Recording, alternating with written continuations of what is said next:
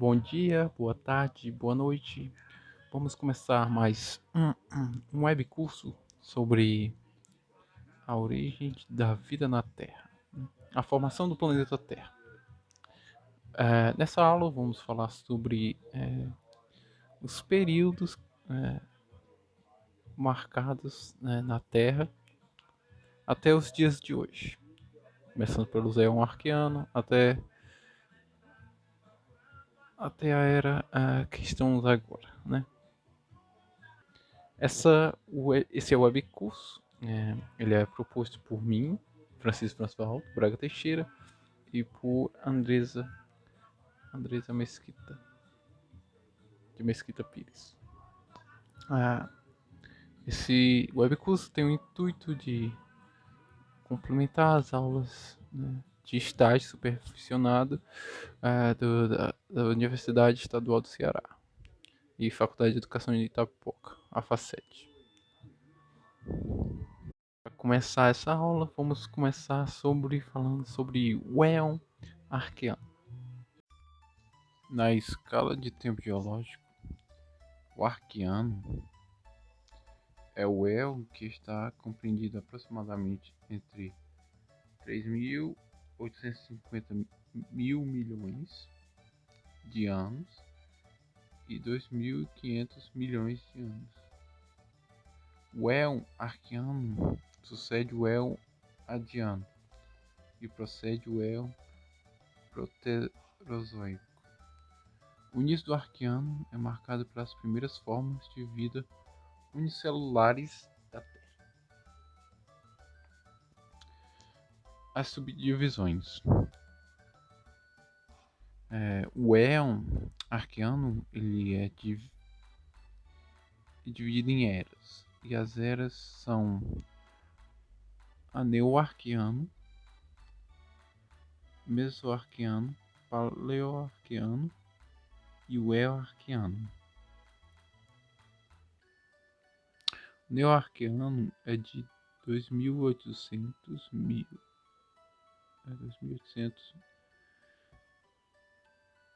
milhões de anos. O Mesoarqueano é 3.200 milhões de anos. O Paleoarqueano é 3.600 milhões de anos. E o Eoarqueano é 3.800 milhões de anos. A Terra Arqueana. No começo do Arqueano, o fluxo de calor da Terra era aproximadamente 3 vezes maior que é hoje. E era ainda 2 vezes o nível corrente no começo do Proterozoico. O calor era extra pode ter sido remanescente da acreção planetária, da formação do núcleo de ferro, e parcialmente causado pela maior produção radioativa de núcleos atômicos da vida curta, tais como o urânio 235. Apesar de alguns poucos grãos minerais conhecidos serem mais antigos, as mais velhas formações rochosas expostas na superfície da Terra são arqueanas. As rochas arqueanas são provenientes da Groenlândia, do escudo canadense, Austrália Ocidental e África Meridional.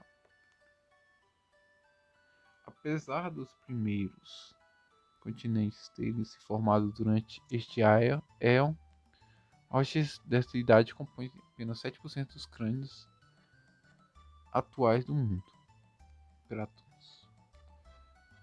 Mesmo considerada a erosão e a destruição de formações passadas, a evidência sugere que apenas 5 a 40% da crosta continental atual formou-se durante o Arqueano.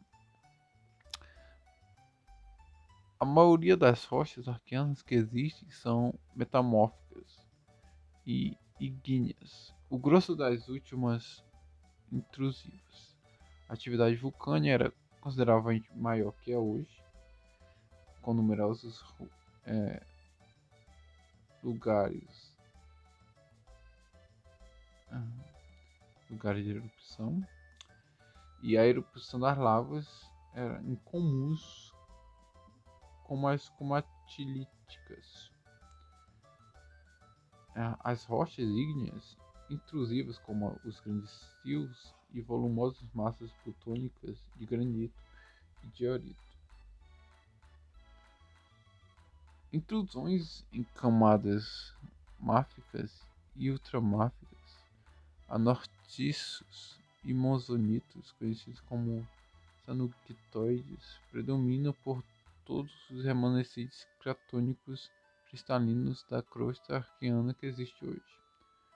Em contraste com o Proterozoico, as rochas arqueanas são com frequência sedimentos de água profunda pesadamente metamorfizados, tais como grãovacas, lamitos, sedimentos vulcânicos e formações de ferro em bandas. Rochas carbonadas são raras, indicando que os oceanos eram mais ácidos do que durante o Proterozoico, devido ao dióxido de carbono dissolvido. Greenstone belts são típicos das formações arqueanas, constituídos de rochas metamórficas alternadamente de alto e baixo grau. As rochas de alto grau eram derivados de arcos de ilhas vulcânicas, enquanto as de baixo grau representam sedimentos do fundo do mar, erodidos do arco de ilhas vizinhas e depositados numa bacia adjacente. Em suma, Greenstone belts representam protocontinentes saturados.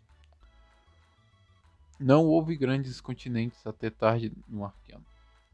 Pequenos protocontinentes eram a norma, impedidos de coalescer em unidades maiores pelas altas taxas de atividade geológica.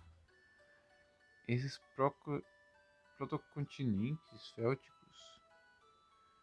provavelmente se formaram em hotspots ao invés de zonas de subdução.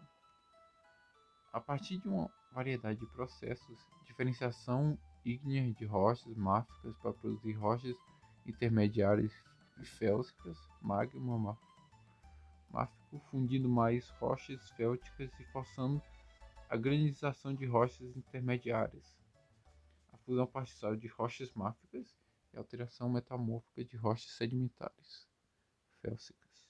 Tais fragmentos continentais podem não ter sido provedores se eles não eram flutuantes ou afortunados o bastante para evitar zonas de subduções energéticas.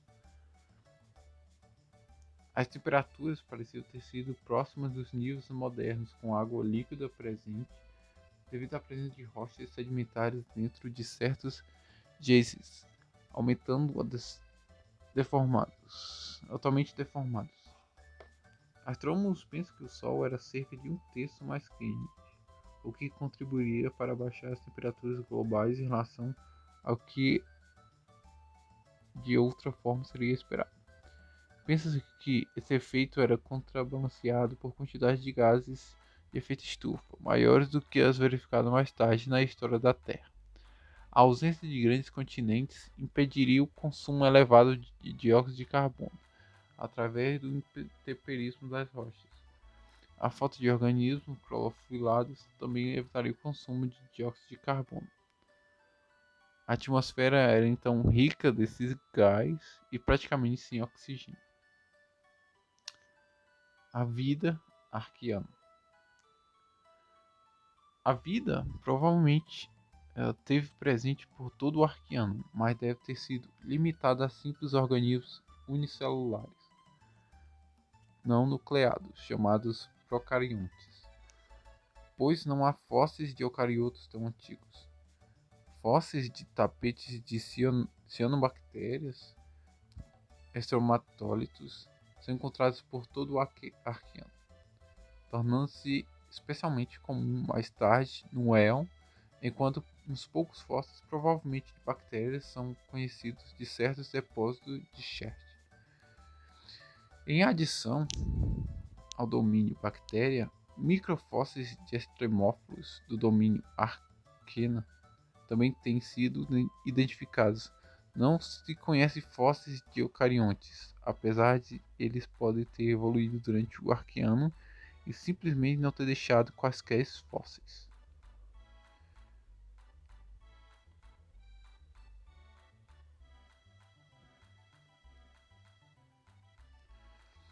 Os estrematólitos, ele pode ser definido como uma rocha fóssil formada por atividade de micro-organismos em ambientes aquáticos.